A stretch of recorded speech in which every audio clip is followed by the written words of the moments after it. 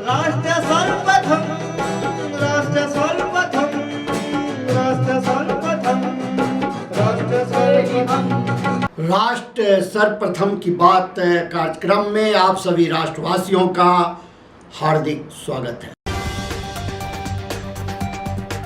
भारत निर्वाचन आयोग ने 6 राज्यों गुजरात, उत्तर प्रदेश, बिहार, झारखंड, हिमाचल प्रदेश और उत्तराखंड में गृह सचिव को हटाने के आदेश जारी किए हैं। तमिलिसाई सौंदरराजन ने तेलंगाना के राज्यपाल पद से इस्तीफा दे दिया है और अपना त्यागपत्र राष्ट्रपति द्रौपदी मुर्मू को भेज दिया। तमिलिसाई सौंदरराजन के तमिलनाडु से लोकसभा चुनाव लड़ने की संभावना है। प्रधानमंत्री नरेंद्र मोदी ने कर्नाटक के शिवमोगा में एक सार्वजनिक रैली को संबोधित किया। अपने संबोधन में पीएम मोदी ने हुंकार भरते हुए कहा कि 4 जून को 400 पार। उन्होंने कहा कि इस मिशन में कर्नाटक के मतदाताओं की बड़ी जिम्मेदारी है। मध्य प्रदेश में नेताओं के कांग्रेस छोड़ने का सिलसिला थमने का नाम ही नहीं ले रहा। सोमवार को छिंदवाड़ा से पूर्व सीएम कमलनाथ के करीबी और कांग्रेस प्रवक्ता सैयद जाफर समेत 64 नेता भाजपा में शामिल हो गए। कश्मीर हाट में 3 दिवसीय जीआई उत्पाद प्रदर्शनी और सम्मेलन शुरू हुआ, जिसके दौरान कई कारीगरों ने अपने बारीक तैयार किए गए उत्पादों का प्रदर्शन किया। राष्ट्रीय जनता दल के नेता तेजस्वी यादव ने कहा कि विपक्षी गठबंधन इंडिया के सहयोगियों के बीच बिहार के लिए सीटों का बंटवारा अंतिम चरण में है और अगले कुछ दिनों में इस पर मुहर लग जाएगी। सुप्रीम कोर्ट ने गैंगस्टर से नेता बने मुख्तार अंसारी के बेटे अब्बास अंसारी को हथियार लाइसेंस मामले में जमानत दे दी। राजस्थान के पूर्व मंत्री महेश जोशी प्रवर्तन निदेशालय के कार्यालय नहीं गए। ईडी ने जल जीवन मिशन में कथित घोटाले के सिलसिले में उन्हें सोमवार को तलब किया था। आगामी लोकसभा चुनाव से पहले कांग्रेस ने तमिलनाडु में डीएमके के साथ सीट बंटवारे को अंतिम रूप दिया है। 39 लोकसभा सीटों में से कांग्रेस विरुद्धनगर और शिवगंगा सहित 9 सीटों पर चुनाव लड़ेगी। राष्ट्रीय राजधानी में सोमवार को न्यूनतम तापमान 12.2 डिग्री सेल्सियस दर्ज किया गया, जो सामान्य से 4 डिग्री कम है।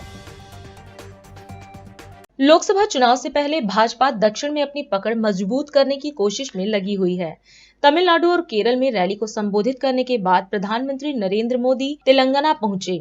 यहां उन्होंने तेलंगाना के जगतियाल में एक बैठक को संबोधित किया। इस दौरान पीएम ने कहा कि लोकसभा चुनाव की तारीखों का ऐलान हो चुका है। दुनिया के सबसे बड़े लोकतंत्र का जश्न शुरू हो गया है और 13 मई को तेलंगाना की जनता इतिहास रचने जा रही है। वहीं पीएम ने कहा कि जनता विकसित भारत और विकसित तेलंगाना के लिए वोट करेगी। लोकसभा चुनाव का ऐलान हो चुका है। दुनिया का सबसे बड़ा लोकतंत्र का उत्सव प्रारंभ हो चुका है और 13 मई को तेलंगाना के लोग एक नया इतिहास रचने वाले हैं। 13 मई को तेलंगाना में होने वाला मतदान विकसित भारत के लिए होगा और जब भारत विकसित होगा तो तेलंगाना भी विकसित होगा। यहां तेलंगाना में बीजेपी के लिए लगातार जन समर्थन बढ़ता ही जा रहा है। तेलंगाना का ये दृश्य, जगतियाल का ये जन सैलाब इसका प्रमाण है। मैं पिछले 3 दिनों में दूसरी बार तेलंगाना आया हूं। उसके पहले मैं तेलंगाना के लिए हजारों करोड़ रुपयों की विकास परियोजना की सौगात लेकर भी आपकी सेवा में हाजिर हुआ था। इसी महीने मैंने आदिलाबाद से पूरे देश और तेलंगाना के लिए 56,000 करोड़ रुपए के विकास कार्यों का लोकार्पण शिलान्यास किया था। संगारेड्डी में भी हाईवेज, रेलवेज और एयरवेज इंफ्रास्ट्रक्चर से जुड़ी हजारों करोड़ की परियोजनाओं को समर्पित किया था। ये विकास आज तेलंगाना के हर इलाके में पहुंच रहा है। इसलिए तेलंगाना के कोने कोने में बीजेपी के लिए समर्थन बढ़ता ही जा रहा है। आपने देखा होगा, अभी मुझे मल्काजगिरी में भी जनता जनार्दन हम सबको अपना आशीर्वाद देने के लिए सड़कों पर उमड़ आई थी। जैसे जैसे 13 मई निकट आ रही है, वोटिंग का दिन करीब आ रहा है, तेलंगाना में बीजेपी की लहर कांग्रेस का, बीआरएस का सुपड़ा साफ कर देगी। और इसलिए आज पूरा देश कह रहा है, आज पूरा देश कह रहा है 4 जून को 400 पार। 4 जून को चुनाव के नतीजे आने वाले हैं और इसलिए लोग कह रहे हैं 4 जून को, आने वाले 2 जून को तेलंगाना के जन्म के 10 साल पूरे होंगे और इसलिए 4 जून को नतीजों के बाद केंद्र में भाजपा सरकार बनेगी। वो देश के साथ ही तेलंगाना के अगले दशक का भी भाग्य बनाएगी। इसलिए अगले 5 वर्ष तेलंगाना के लिए बहुत अहम है। अगले 5 वर्षों में हम तेलंगाना के हाईवेज और एक्सप्रेसवेज, इस नेटवर्क को और आधुनिक बनाना चाहते हैं। अगले 5 वर्ष में हम यहां के रेलवे इंफ्रास्ट्रक्चर को बेहतरीन बनाएंगे। अगले 5 वर्षों में हमें डिजिटल इंडिया का विस्तार गांव-गांव तक करना है। अगले 5 वर्षों में हमें ग्रामीण क्षेत्रों में हजारों नए गोदाम बनाने हैं ताकि किसानों को लाभ हो। अगले 5 वर्षों में हमें घरों पर ज्यादा से ज्यादा सोलर पैनल लगवाने हैं ताकि बिजली बिल 0 हो जाए। और इस सब में तेलंगाना और तेलंगाना के प्रतिभाशाली युवाओं की बहुत बड़ी भूमिका होगी। यह 18वीं लोकसभा का चुनाव है। 18 साल के ऊपर के हर युवा को विकसित भारत के लिए वोट करना है, विकसित तेलंगाना के लिए वोट करना है। और ये तब होगा जब आप इस चुनाव में कमल के निशान पर बीजेपी को अपना आशीर्वाद दें। भाजपा के राष्ट्रीय महासचिव विनोद तावड़े ने नई दिल्ली में पार्टी मुख्यालय में बिहार एनडीए संयुक्त प्रेस वार्ता को संबोधित किया। इस दौरान विनोद तावड़े ने कहा कि सीट बंटवारे के फॉर्मूले के तहत राज्य में बीजेपी 17 और जेडीयू 16 लोकसभा सीटों पर चुनाव लड़ेगी। वहीं एलजेपी हाजीपुर समेत 5 लोकसभा सीट पर चुनाव लड़ेगी। साथ ही विनोद तावड़े ने कहा कि उपेंद्र कुशवाहा की पार्टी राष्ट्रीय लोक मोर्चा 1 सीट और जीतन राम मांझी की पार्टी हम भी 1 सीट पर चुनाव लड़ेगी। पार्टी के अपने अपने चुनाव चिन्ह अपने अपने सीटों पे अलग हो, लेकिन सभी 40 सीटों पर पूरा एनडीए की सभी पार्टियां अपनी पूरी ताकत से 40 के 40 सीटों पर ताकत लगाएगी और सभी सीटें जीत कर आएंगी। ये हमारा विश्वास है। हमने कहा था कि 48 घंटे में हम सीटों का बंटवारा क्या हमें हुआ है, ये हम आपको घोषित करेंगे। और आज हमने सीटें कौन सी पार्टी के चिन्ह पर एनडीए लड़ेगी इसकी जानकारी मैं देता हूं। भारतीय जनता पार्टी 17 सीटें एनडीए के साथ लड़ेगी। जनता दल यूनाइटेड 16 सीटों पर एनडीए के साथ लड़ेगी। लोक जनशक्ति पार्टी 5 सीटों पर, हिंदुस्तानी अवाम मोर्चा 1 सीट पर और राष्ट्रीय लोक मोर्चा 1 सीट पर, ऐसे सीटों का बंटवारा हमने आपस में कर लिया है। ऐसे 40 सीटों पर एनडीए बिहार में मजबूती से आने वाले चुनाव लड़ेंगे और फिर एक बार मोदी सरकार ये जो नारा है वो जमीन पर उतारेंगे। बहुत बहुत धन्यवाद। बहुत आज अच्छा धन्यवाद इसलिए दे रहा हूँ। 40 की 40 सीट जो बिहार में हमारे सभी नेताओं ने निर्णय लिया है और देश के प्रधानमंत्री जो 400 पार का जो उन्होंने संकल्प हम लोग को दिलवाया है, निश्चित रूप से हम अपने बिहार के सभी सम्मानित नेता, हमारे नेता आदरणीय चिराग पासवान जी और हमारे लोकप्रिय मुख्यमंत्री आदरणीय नीतीश कुमार जी, जीतन राम मांझी जी और सभी नेतागण से एक बहुत अच्छे सौहार्दपूर्ण वातावरण में लोक जनशक्ति पार्टी रामविलास को 5 सीट मिली है। मैं धन्यवाद करता हूं और ये पूरी आप लोगों को विश्वास दिलाता हूं कि जो आपने टारगेट रखा है 40 को 40 सीट जीतने का, उसमें निश्चित रूप से इस बार हम लोग बिहार में पूरा करेंगे और साथ ही में जो प्रधानमंत्री का जो संकल्प है 400 पार, उसमें हम लोग पूरा करेंगे और इस बार बहुत बड़ी जीत के साथ हम लोग सरकार बनाएंगे। देश के प्रधानमंत्री नरेंद्र भाई मोदी तीसरी बार प्रधानमंत्री बनेंगे। पिछली बार भी 2019 में जो हम लोग लड़ रहे थे, उस बार भी मार्जिन आप देखिएगा तो कोई भी सीट ऐसा नहीं था, 1-2 को छोड़ करके, जहां 2 लाख से ऊपर का मार्जिन रहा लोकसभा में। और अभी जो परिस्थिति है उसमें तो मुझे बिल्कुल लगता है कि वन वे इलेक्शन है, जमीन पर कुछ दिखाई नहीं पड़ रहा है बिहार में। मैं बाहर का इतना असेसमेंट नहीं किया हूं कि बिहार में जो हम लोग घूमते रहे या जो काम हुआ है और लोगों की आकांक्षा बढ़ी है और कि ये डबल इंजन की सरकार रहेगी तो बिहार में जो डेवलपमेंट का, विकास का गाथा है और बड़ा काम होगा वहां पर, तो मुझे लगता है वो जो एस्पिरेशन है लोगों का, जो एस्पिरेशन बढ़ा है, निश्चित रूप से आने वाले चुनाव में बिहार जो 40 का 40 सीट है वो 2024 में एनडीए गठबंधन लेके आएगा। बहुत आज देश के यशस्वी प्रधानमंत्री जी के नेतृत्व में बिहार में 40 की 40 सीट जीतने का लक्ष्य हमारा है और पिछले बार हम लोग 3 पार्टियों के अलायंस में 2019 का चुनाव लड़े थे, भारतीय जनता पार्टी, लोक जनशक्ति पार्टी और जनता दल यूनाइटेड। इस बार 2 और पार्टियों का सहयोग हम लोगों के साथ बढ़ा है जो पिछले बार महागठबंधन में थे, हिंदुस्तानी अवाम मोर्चा और आरएलएसपी उस समय था, जो आरएलएम के तौर पर आज के तारीख में है।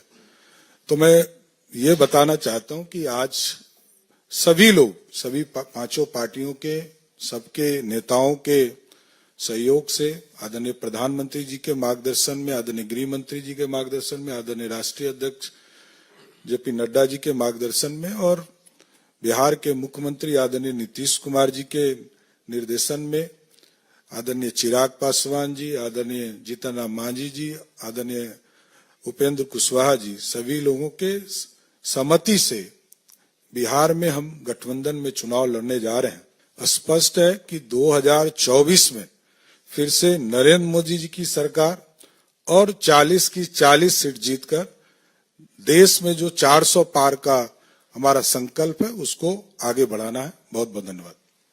अभी समय है एक ब्रेक का, हम चलते हैं ब्रेक पर, आप कहीं जाए नहीं, छोटा सा break. Powered by Kamal Buildtech Private Limited, fulfilling promises. With our professional team and experience of delivering projects, in past we guarantee you peace of mind and top quality work in an affordable price. और अधिक खबरों के लिए आप हमारे YouTube channel दैनिक India दर्पण को अभी सब्सक्राइब करें और नोटिफिकेशन के लिए बेल आइकन को प्रेस करना ना भूलें।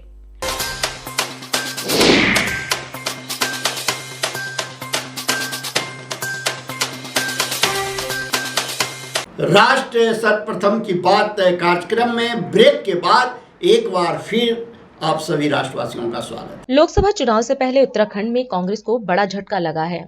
कांग्रेस के पूर्व नेता और बद्रीनाथ विधानसभा से विधायक राजेंद्र भंडारी ने बीजेपी का दामन थाम लिया है। दिल्ली में उत्तराखंड के सीएम पुष्कर सिंह धामी और केंद्रीय मंत्री पीयूष गोयल की मौजूदगी में पूर्व विधायक राजेंद्र भंडारी बीजेपी में शामिल हुए। भंडारी के बीजेपी ज्वाइन करने पर उत्तराखंड के मुख्यमंत्री पुष्कर सिंह धामी ने कहा कि राजेंद्र भंडारी का लंबा राजनीतिक करियर है और भाजपा द्वारा किए गए विकास कार्यों से प्रभावित होकर उन्होंने पार्टी की सदस्यता ग्रहण की है। आज बड़ा सुखद अवसर है कि राजेंद्र भंडारी जी, जिनके बारे में अभी अनिल जी ने बताया, एक लंबा उनका राजनीतिक करियर है। जिला पंचायत के अध्यक्ष रहे हैं, बहुत सामान्य स्थितियों में उन्होंने काम करना प्रारंभ किया, लगातार 3 बार विधानसभा में और उत्तराखंड सरकार में कैबिनेट मंत्री के दायित्व में भी आपने काम किया है।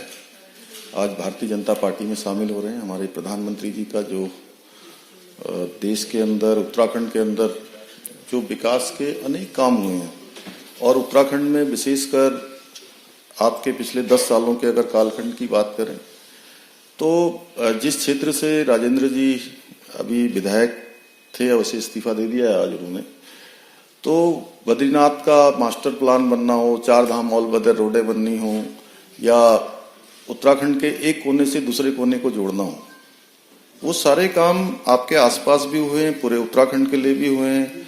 केदारनाथ पुनर्निर्माण का काम पूरे देश के लोगों ने देखा है, तेजी से चला है। हेमकुंड साहब भी, चूंकि उसी जनपद में है जहां से आप विधायक हैं, वहां का रोपवे का काम चल रहा है, केदारनाथ रोपवे का काम चल रहा है, ऋषिकेश कर्णप्रयाग रेल लाइन भी चल रही है। ऐसे अनेक कामों से आपने प्रभावित होकर भारतीय जनता पार्टी की आज सदस्यता ली है। हम सभी, मैं अपनी तरफ से भी आपका बहुत स्वागत करता हूं और ये हमारे लिए एक वातावरण तो हमारा पहले से ही बना हुआ है। उत्तराखंड की 5 लोकसभा सीटें हम बड़े अंतर से हम जीतने जा रहे हैं और राजेंद्र जी के हमारे परिवार में शामिल होने से पूरे हमारे उस लोकसभा क्षेत्र समेत उत्तराखंड के अंदर एक सकारात्मक ऊर्जा और सकारात्मक माहौल बनेगा। एक बार फिर से मैं आपको बहुत बधाई देता हूं, शुभकामनाएं देता हूं कि आज जो है, आज आप विश्व की सबसे बड़ी पार्टी के सदस्य हुए, हमारे परिवार के अंग बन गए। आपका बहुत बहुत स्वागत। बहुत बहुत स्वागत है राजेंद्र भंडारी जी का, जिन्होंने वर्षों से उत्तराखंड की, बद्रीनाथ धाम की सेवा की है।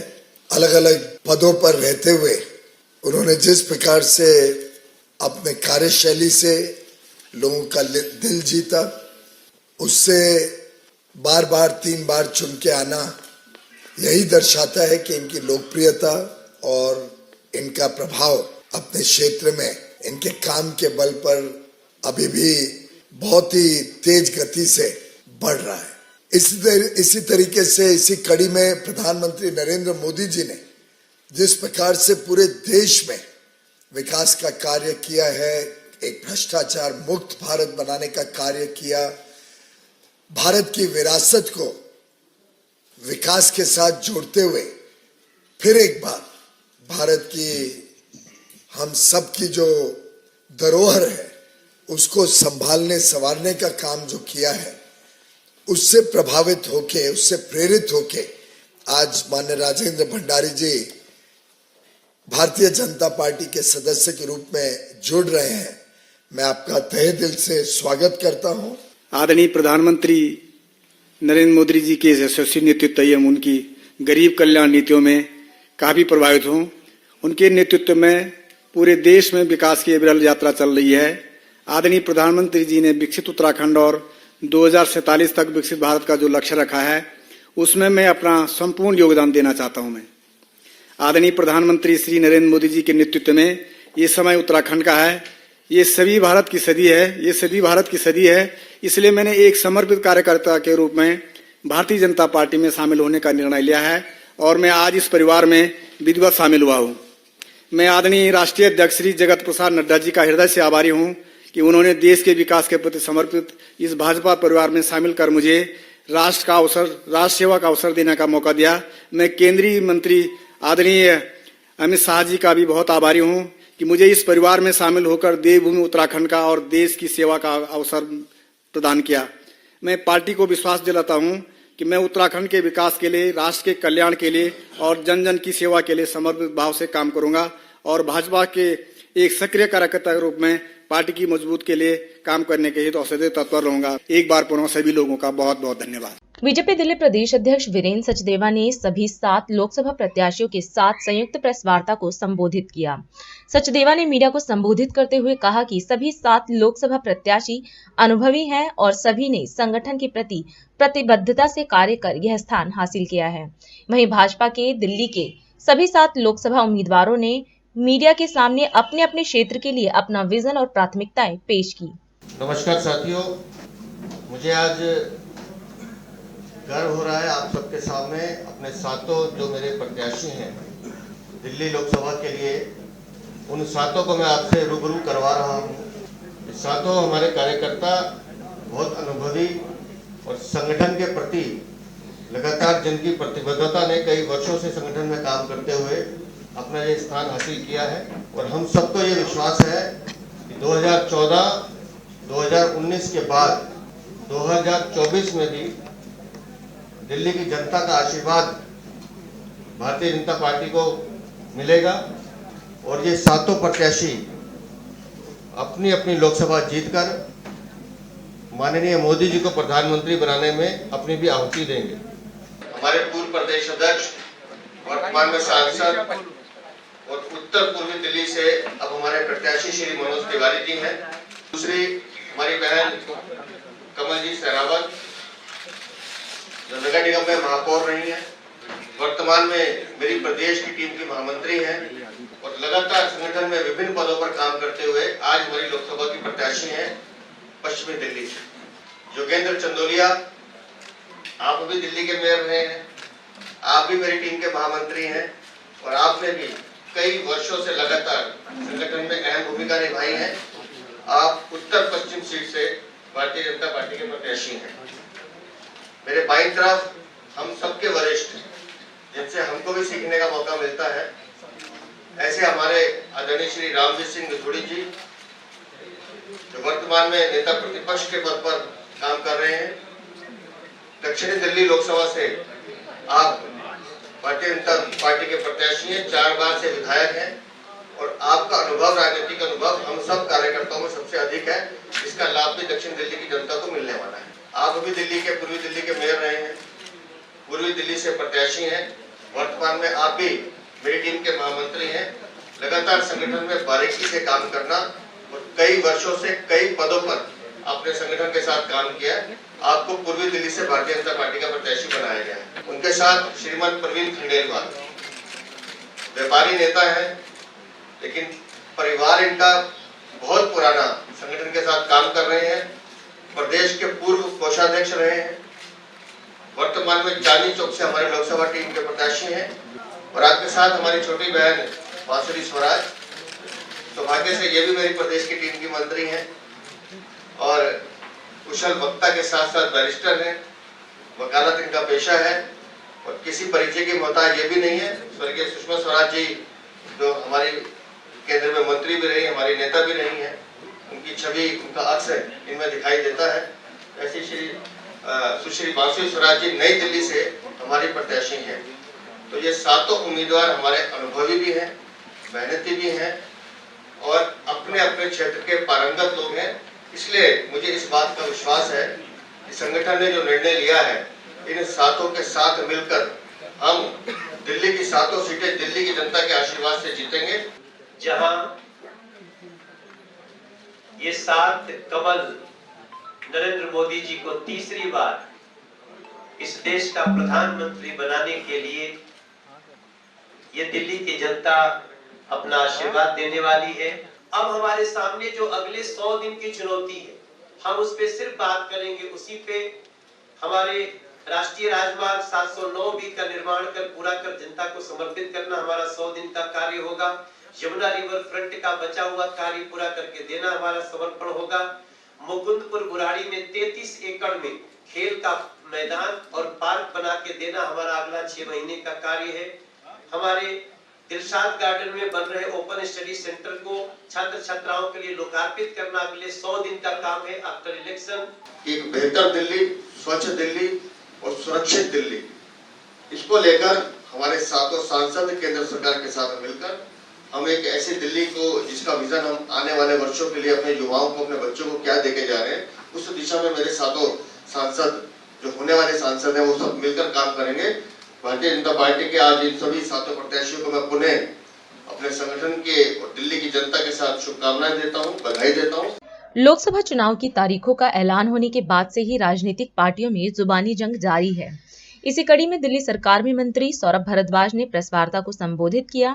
इस दौरान भारद्वाज ने बीजेपी के सातों प्रत्याशियों के सांसद के रूप में पहले 100 दिन के कार्यों का जिक्र करते हुए भाजपा पर जमकर हमला बोला। उन्होंने कहा कि पिछले 10 सालों से बीजेपी के सांसद जीतते रहे हैं। बीजेपी बताए कि उन्होंने इतने सालों में क्या किया है। इसके साथ ही भारद्वाज ने बीजेपी से 7 सवाल भी पूछे हैं। लोकसभा के उम्मीदवारों के साथ एक प्रेस कॉन्फ्रेंस की और 7 सांसद अगर जीतते हैं तो 100 दिन में क्या कमाल करके दिखाएंगे वो बताया। और इससे बड़ा कमाल ये किया कि 10 साल के अंदर 7 सांसद भारतीय जनता पार्टी की जीत के आ रहे हैं। उन्होंने क्या कमाल किया अभी तक वो नहीं बताया। चांद को दिल्ली में लाएंगे भारतीय जनता पार्टी के सांसद, मगर 10 साल में क्या किया ये नहीं बता रहे। मैं आज आम आदमी पार्टी की तरफ से 7 सवाल भारतीय जनता पार्टी के लिए लाया हूं कि दिल्ली में वैसे तो रोज ही कोई ना कोई जरूरत सांसदों की रहती है, मगर जब सबसे ज्यादा दिल्ली में सांसदों की जरूरत पड़ी तो दिल्ली के भारतीय जनता पार्टी के 7 सांसद पिछले 10 साल से कहां थे ये वो दिल्ली वाले को बताएं। सबसे पहला, दिल्ली में 2017-18 में हजारों दुकानों को सील कर दिया गया, शोरूम सील कर दिए गए, छोटे छोटे व्यवसाय बंद कर दिए गए, दिल्ली के अंदर लाखों लोगों को बेरोजगार कर दिया और हजारों दुकानों को सील कर दिया। चाहे वो डिफेंस कॉलोनी हो, चाहे वो ग्रेटर क्लास 1 हो, चाहे वो ग्रेटर क्लास 2 हो, चाहे वो साउथ एक्स हो, चाहे वो राजेंद्र नगर हो, हर जगह सीलिंग का कहर बरपा। मैं जानना चाहूंगा भारतीय जनता पार्टी के 7 सांसदों ने क्या किया। पिछले 1.5 सालों में करीब 3 लाख लोगों को बेघर किया। मुझे बताइए, एक सांसद इनमें से कभी बिल्डोजर के सामने खड़ा हुआ हो तो हम जानना चाहते हैं भारतीय जनता पार्टी से कि दिल्ली के गरीबों के लिए भारतीय जनता पार्टी ने क्या किया। कहा जा रहा है ट्रैफिक को अब सुधारा जाएगा। 10 साल से भारतीय जनता पार्टी की केंद्र सरकार के पास ट्रैफिक पुलिस आती है, अब तक आपने क्या किया आप बताइए। कोरोना के अंदर जब दिल्ली के अंदर ऑक्सीजन की कमी थी तो क्या भारतीय जनता पार्टी के सांसद केंद्र से ऑक्सीजन लाए दिल्ली वालों के लिए जब दिल्ली वाले मर रहे थे? कहां गायब थे वो लोग? आए दिन गर्मियां आती हैं, हरियाणा दिल्ली का पानी रोक देता है, पानी के अंदर अमोनिया की मात्रा बढ़ा दी जाती है। एक बार दिल्ली के सांसद बताएं पिछले 10 सालों में कि उन्होंने हरियाणा के मुख्यमंत्री के साथ मीटिंग करके उठाया हो ये सवाल, या दिल्ली के अंदर का सवाल को उन्होंने संसद में उठाया हो कि दिल्ली का पानी बढ़ना चाहिए, हरियाणा दिल्ली को पानी दे। कभी नहीं। दिल्ली के हक की बात हो, दिल्ली वालों के हक की बात हो, सांसद गायब हो। मेरा सवाल है क्या किया है सांसदों ने? दिल्ली के अंदर आबादी जो है पिछले कुछ सालों के अंदर कई गुना बढ़ गई, क्योंकि दिल्ली के अंदर हर जगह का आदमी आता है। यूपी से आता है, बिहार से आता है, पंजाब से आता है, राजस्थान से आता है, उत्तराखंड से आता है, साउथ इंडिया से आता है। दिल्ली की आबादी बाकी राज्यों से ज्यादा बढ़ रही है, पानी की खपत भी बढ़ रही है। दिल्ली के लिए पानी बढ़ाने के लिए क्या किया सांसदों ने? सांसद बताएं। हाल ही में दिल्ली में बाढ़ आई, हथनी कुंड बैराज पे पानी को डाइवर्ट किया हरियाणा सरकार ने, जिसके कारण दिल्ली में बाढ़ आई, सबके सामने है। आईटीओ बैराज के 5 गेट माफ कीजिएगा सील थे, जैम थे, जिम्मेदारी हरियाणा सरकार की थी। क्या किया भारतीय जनता पार्टी के 7 सांसदों ने? बात की हरियाणा से कि भाई कैसे आपने दिल्ली को बाढ़ में झोंक दिया? कोई बात नहीं। कभी दिल्ली वालों के हक के लिए खड़े हो? कभी नहीं खड़े हुए। तो मेरा भारतीय जनता पार्टी से, अपनी पार्टी की तरफ से सवाल है कि वो बताएं कि पिछले 10 सालों में उनके 7 सांसद दिल्ली वालों ने 2 बार चुन के भेजे हैं, अब तक उन्होंने क्या किया 10 साल में? वो पहले दिल्ली वालों को बताएं, उसका व्हाइट पेपर दिल्ली वालों के आगे रखें कि ये काम हमने किया था, तो वोट मांगे, गुमराह करना बंद करें। और अधिक खबरों के लिए आप हमारे YouTube चैनल दैनिक इंडिया दर्पण को अभी सब्सक्राइब करें और नोटिफिकेशन के लिए बेल आइकन को प्रेस करना ना भूलें।